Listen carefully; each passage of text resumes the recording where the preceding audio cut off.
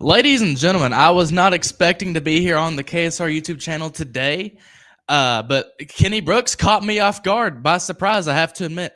Kentucky lands a commitment from top 40 prospect in Emily McDonald in the 2026 class.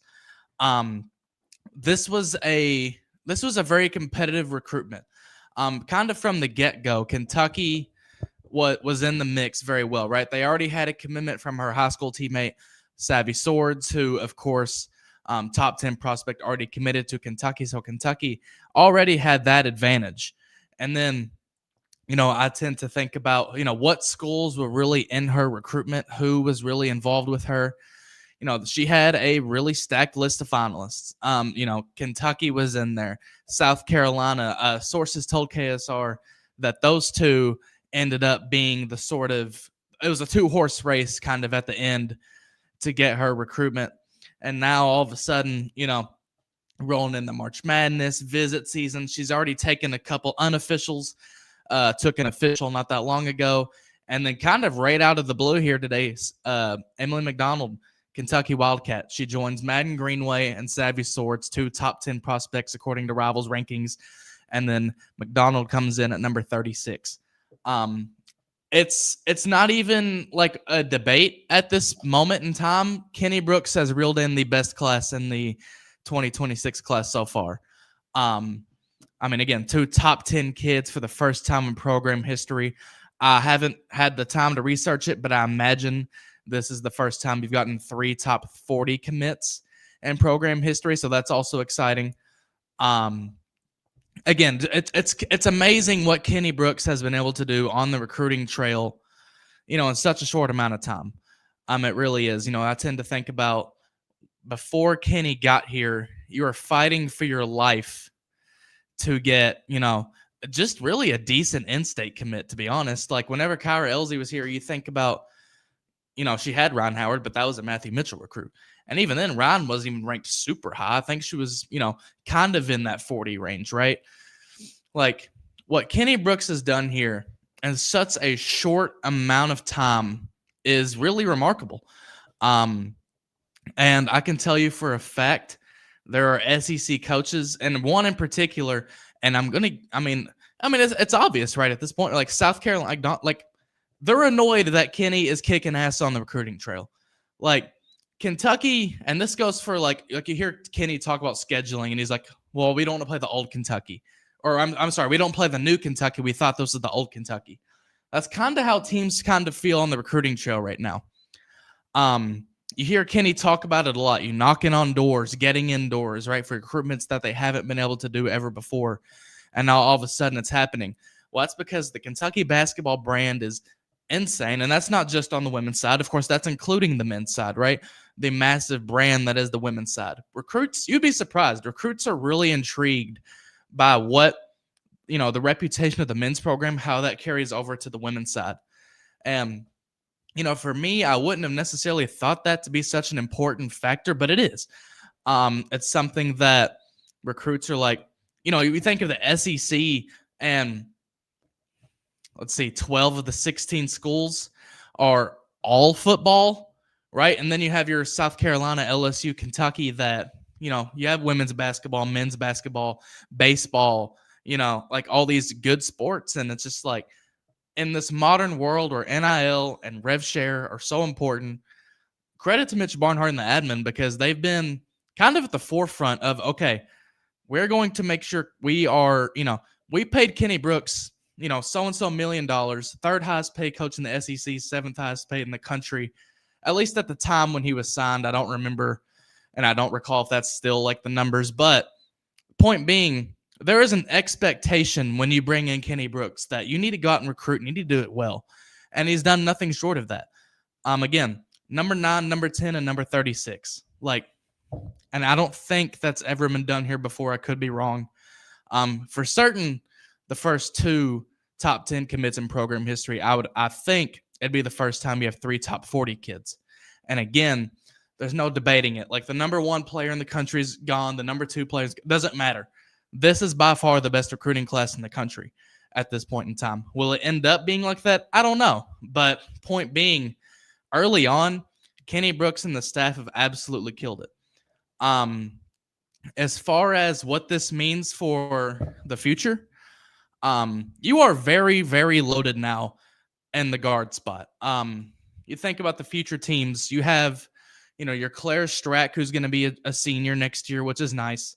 But you have these 3 incoming freshmen, Asia Boone, Lexi Blue, Kaylin Carroll, which she's not a guard, but like you have this young, it's a really good mix of young talent, like super young talent, like these freshmen. And then you have Claire Strack, who, SEC, defensive player of the year, super great, going to be a senior. These 2 unicorn top 10 kids. And then Emily McDonald, she's a tremendous player too. She plays on that Long Island Lutheran high school team again, alongside Savvy Swords. But like Long Island Lutheran is one of the better teams in the country, right? And there's a reason for that. McDonald kind of reminds me a lot of Mimi Thero in the sense that, and of course, Mimi is already committed to, what the hell she commit to?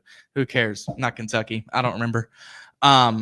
Regardless, Mimi's committed, right? And I bring her up because both of these recruitments, Emily McDonald and Mimi Thero, were both, they started as really fringe top 100, like they're all right, but they're not going to be program changers kind of kids. And then kind of as the last year or so's went on, both of them, and really McDonald especially, have just skyrocketed. And really for McDonald, it's kind of taken the course over the last 4 or 5 months. She went from, again, being a fringe 100 kid to now, okay, Emily McDonald, you're like a top 75 kid, right? And then she's top 50 and then top 40. And of course, Kenny, again, beats out a lot of schools. Sources told KSR it really came down to UK and South Carolina. Like Michigan. There's a lot of schools that were involved there. But Kentucky, of course, ends up being the school of choice. The way Kenny Brooks is, it's impressive, right? It's hard to even sit and fathom like what is even transpiring at this point. Kentucky's NIL rev share numbers are pretty good, but it's not South Carolina. You know what I mean? It's not LSU. It's not some of these other places. But credit to Kenny, man. Like, believe it or not, when you just have a track record, I mean, that does you a lot. And of course, the reputation of both basketball programs to kind of get you, past that finish line to land a kid.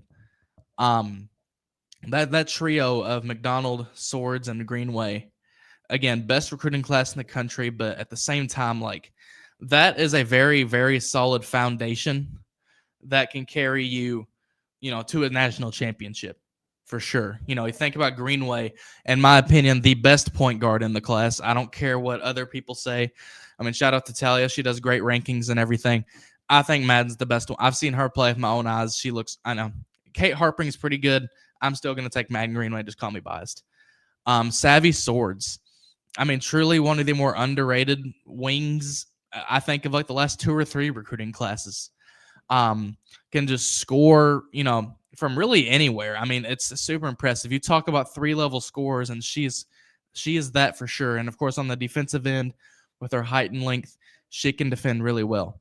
Emily McDonald, man, like, to me, I think today Kentucky just got an offensive, like, there's shooters, and then you just have people who are just like completely just like gifted offensively, right? Like, she has such a great knack for not only putting the ball in the hoop, but just knowing what to do in certain situations, right? I've seen her play a little bit, and like just a very high IQ basketball player. Again, does a great job, has a great feel for certain situations. And again, like a lot of the talent that Kenny Brooks brings in, has that length that can kind of make her a versatile defender. I think it's safe to say that's pretty much the blueprint they're wanting to go with. You hear the term positionless basketball a lot, and I think that's kind of something they want to do. You think about the way that he operates the team now, like even Claire Strack is out on the perimeter. And in what world is your 6'5", 6'6" center out on the perimeter in women's basketball, right? That's unheard of. But that's just the way Kenny wants to go. He wants to be able to, not only have a team where he can hit you from all angles, but he can hit you from all angles with 8, 9, 10 players. The way he's constructed the roster, not only this year, or this upcoming year anyway, with the freshmen coming in, but for the next even like 2 or 3 years, you think about the three high profile freshmen. You have a great group of sophomores, like throwing some transfers. It is very clear that Kenny Brooks and the staff can hang in the SEC. It's very clear that this isn't some kind of wash. Like, this isn't, he had a good first year because Georgia Amore was there and Clara Strack had like a fluky great season. Good for them. Too bad Georgia's gone. Like, listen, Georgia's gone, but Kenny's still here, right? Staff is still here. Just absolute great times. I mean, again, Kentucky women's basketball recruiting has, when Kenny got here, it kind of hit a whole nother gear. But in the last 6 months on the recruiting trail, like, people are terrified to be in recruiting battles with Kentucky. And I can just tell you for a fact, like, there are schools like South Carolina who have bigger NIL numbers, all this crap, all these numbers, all this money. But at the end of the day, Kenny's going out there because he has a blueprint for what he wants for his players. He has a reputation and a resume of getting players to the league. And at the end of the day, man, like, this staff, credit to, Josh Peterson and Radville Odekata and Lindsey Hicks. I don't want to miss names. Will Sims. Like, the assistants do such a damn good job too. And again, maybe it's my fault and I need to do better coverage of them, but the assistants do such a great job too. Like, on the men's side, you hear about Mark Fox, Makai McLean. I'm blanking on names, but you think about the men's side and you hear, the X's and O's, Coach Brooks, Alvin Brooks. Like, you think about the recruiting prowesses that they have. It's just like that on the women's side. Coach Rad, and of course, Emily McDonald's not an international kid, but maybe the best international recruiter in the country, certainly top 2, 3. Like, UConn's got a really good one. And then you think about, Josh Peterson, who is sort of like anytime you talk about a recruit and you talk to a recruit, really, Josh's name is always the one that comes up first, even before Kenny. And like, he's the one that sort of usually plants that seed, at least to the recruits I've talked to. Like, credit to him, right? Lindsey Hicks, she can go out, and again, not a post player, but like, she's good with post players specifically. And even then, as an associate, like, she can go get guards, just really good stuff. Ace in the chat says it seems like we struggled with teams that were more physical last year. And that's why Kenny is on the recruiting trail trying to get the big physical guards, right? Like, last year's team, at least in the backcourt, was small. Of course, the front court was gigantic. But like, Georgia Amore is really small. Deja Lawrence, really small. Sanaya Tyler, Cassidy, all those players really small, right? Excuse me. But you recruit, like, now Madden is small. But she's also, I think she has Georgia Amore talent and tendencies, right? Savvy Swords and Emily McDonald, they're not small. They could play, all kinds of positions, especially on defense. It's such an exciting time as we wrap this up. It's just such an exciting time for Kentucky women's basketball because, again, you're coming off of year one where you just went 23-8, finished 4th in the SEC, hosted in the NCAA tournament, and you're sitting there like, wow, like, that was a really good first year. Oh, but Georgia Amore's gone. But then you go out in the portal, and you get, I think, according to most people, like, the second best point guard in the portal behind Malaysia Fulwale and Tony Morgan. And then you go get 2 of the best players in Conference USA. Asia Boone, one of the best shooters in the country. Josie Gilvin, of course, a Kentucky kid. But, more than that, one of the more underrated defenders in the country, can guard basically every position, shot 41% from 3. Okay, then you bring in a top 15 freshman and Kaylin Carroll. Highest ranked recruit Kentucky had before Greenway and everyone moved up in, like, forever, like a decade. You think about, the returners, and then Jordan Obi, Don Prova coming off injury, not energy. My point being, the future is bright, brighter than, this glare through my window right now. We're talking so bright that I don't know. You may have to get sunglasses to look at this Kentucky women's basketball team, especially in the future. Again, this year is super exciting, right? Again, you can't wait for this year, but 26, 27, 27, 28, 28, 29, that's going to be some fun times. And that's what's fun with Kentucky women's basketball.